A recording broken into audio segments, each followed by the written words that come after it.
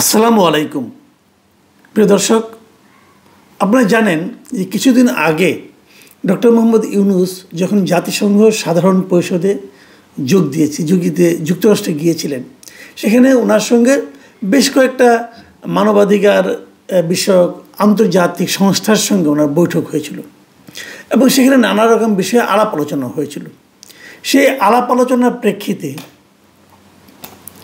Recently আজকেই আমরা জানতে পারলাম যে 6টা সংস্থা ডক্টর ইউনূসকে একটা চিঠি লিখেছেন। সেই সংস্থাগুলি হলো Civicus, Committee to Protect Journalist, Fortify Rights, Human Rights Watch, Robert F Kennedy Human Rights, Tech Global Institute. এই 6টা সংগঠন মিলে একসঙ্গে একটা যৌথ চিঠি লিখেছেন ডক্টর মোহাম্মদ ইউনূসকে এবং সেখানে তারা বলেছেন যে বাংলাদেশের মানবাধিকার পরিস্থিতির সামনে কীভাবে কী করা উচিত না, এবং তাদের চোখে কোনগুলো সমস্যা মনে হচ্ছে, কোনগুলি বিষয়ে তাদের আপত্তি আছে, এগুলো তাদের অবজারভেশনগুলো ওই চিঠিতে ওনারা তুলে ধরেছেন এবং তারপর তারা সেখানে 12টা সুপারিশ করেছেন। এই সংস্থাগুলো এই চিঠিটা, এই সুপারিশগুলো এগুলো প্রকাশিত হয়েছে হিউম্যান রাইটস ওয়াচের যে ওয়েবসাইট আছে সেখানে।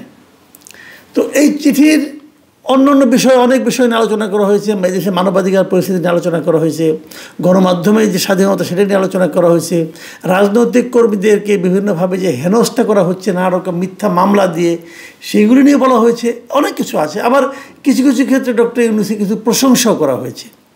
তো প্রশংসাগুলো আপনারা পড়ে নিন, সমালোচনাগুলোও পড়ে নিন। আমি এত লম্বা তালাপ করতে 12টা নিয়ে আলোচনা করতে গেলে তো অনেকক্ষণ সময় লাগবে।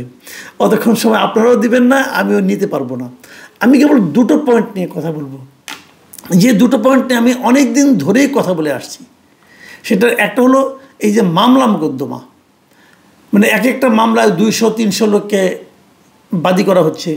একটা হত্যা মামলা হয়েছে, আপনি 40 জন আর্টিস্টকে মামলায় বাদী করে দিলেন। হত্যা মামলা না, মিরপুরে একটা ঘটনা বলি, মিরপুরে একটা হত্যা প্রচেষ্টা মামলা হয়েছে, তাকে নাকি হত্যা করার জন্য পরিকল্পনা করা হয়েছিল। সেই মামলায় 1 নম্বর আসামি হলো শেখ হাসিনা, 2 নম্বর আসামি হলো আসাদুজ্জামান কামাল, স্বরাষ্ট্রমন্ত্রী ওই সময়ের, এবং সেখানে 40-50 জন শিল্পীকে দেওয়া হয়েছে। আরেকটা মামলা হলো উত্তরাতে, সেখানে 50-60 জন সাংবাদিকের নাম দিয়ে দেওয়া হয়েছে। এরা সবাই আসামি। এবং সমস্যাগুলি কী হয়েছে, এরা যেই সঙ্গে একটা ষড়যন্ত্রে এতজন সাংবাদিক কখনো একটা হত্যা প্রচেষ্টা মামলায় থাকতে পারে? এটা হয়? ওটা তো হয় না। তারপর দিয়েছে এবং তাদের বিরুদ্ধে এখন চলছে হয়রানি। তাদের হয় লুকিয়ে থাকতে হচ্ছে, অথবা ধরা পড়লে জেলে থাকতে হচ্ছে, জামিনও হচ্ছে না। তো এই যে এগুলো কি?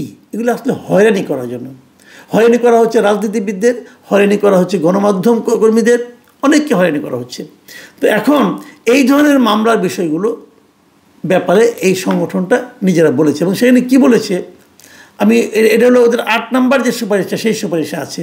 সেখানে তারা বলেছে যে রাজনৈতিক উদ্দেশ্য প্রণোদিত মামলা প্রত্যাহার করতে বলছে, যে অন্তর্বর্তীকালীন সরকারকে আগস্ট 2024-এর পরে, আগে ও পরে দায়ের হওয়া সব রাজনৈতিক উদ্দেশ্য প্রণোদিত মামলা পর্যালোচনা করে বাতিল করতে হবে, বিশেষ করে যেগুলোর কোনো বিশ্বাসযোগ্য প্রমাণ নেই।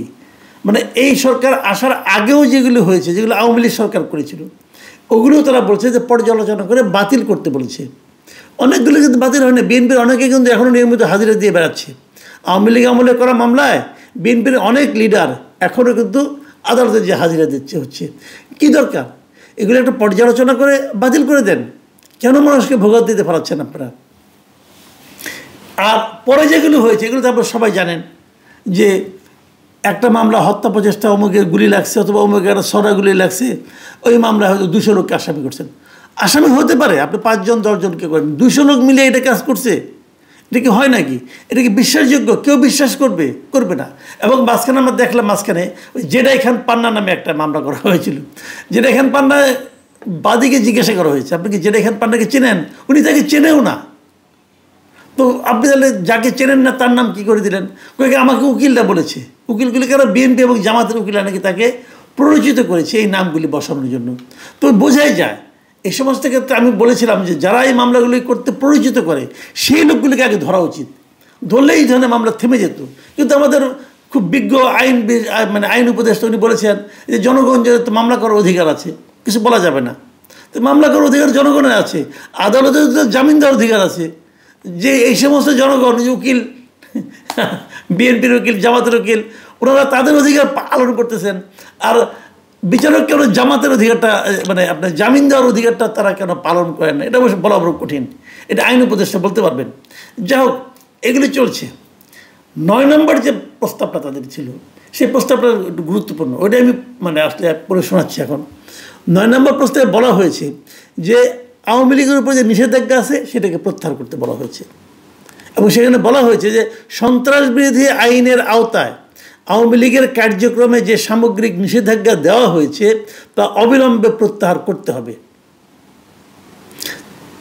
কেন, সে ব্যাখ্যাও আছে।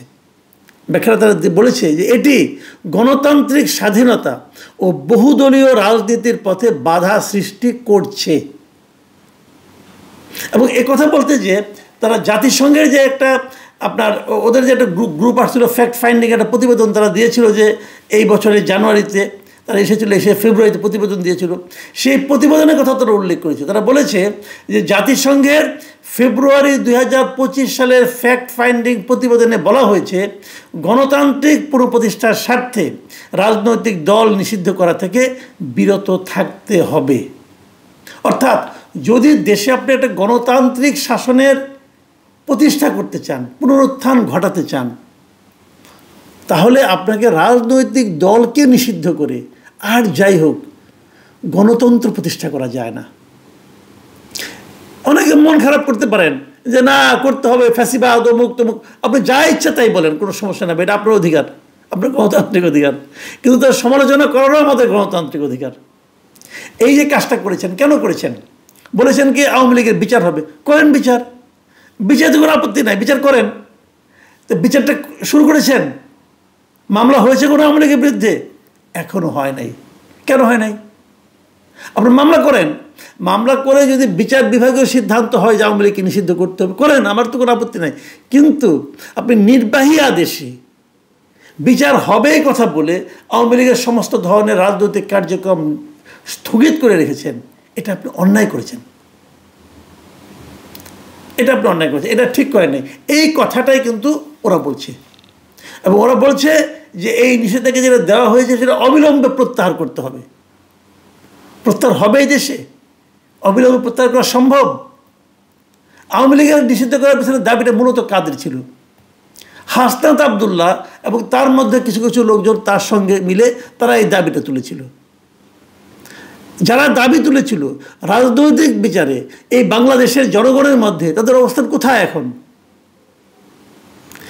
কাজেই কে দাবি তুললো, কীভাবে দাবি তুললো সেটা ইম্পর্টেন্ট না। ইম্পর্টেন্ট হলো আপনার লক্ষ্যটা কী। আপনার লক্ষ্য হলো দেশকে গণতান্ত্রিক ধারায় ফিরিয়ে আনা, এবং সেটা করার ক্ষেত্রে আপনি পলিটিক্যাল পার্টিকে নিষিদ্ধ করে গণতন্ত্র প্রতিষ্ঠা করা যায় না। এ কথাটা শুরুর থেকে আমি বলছি। বলাতে অনেকে আমাকে বলে আমি নাকি আওয়ামী লীগের দোষর হতে পারি। ভাই, আপনারা যখন বলছেন কেয়ার করা, আপনাদের মুখটা বন্ধ করতে পারবো না, কিন্তু প্রশ্নটা হলো আপনি আমাকে থামাই দেন, কোনো সমস্যা নাই, আওয়ামী লীগকে নিষিদ্ধ করে দেন, সেটাও কোনো সমস্যা নাই, কিন্তু সারা বিশ্বকে আপনার এই কাজটাকে ডেমোক্রেটিক প্রসেস বলবে কিনা, আপনার এই কাজটাকে তারা কি গণতন্ত্র হিসেবে মানবে কিনা? আপনি একা একা বাস করতে পারবেন? আপনাকে দুনিয়া নিয়ে চলতে হবে না? যা হোক, আমি আশা করব তারপরও সবার শুভবুদ্ধির উদয় হোক, দেশ গণতন্ত্রের ধারায় ফিরে আসুক। প্রিয় দর্শক, এখন এ পর্যন্তই।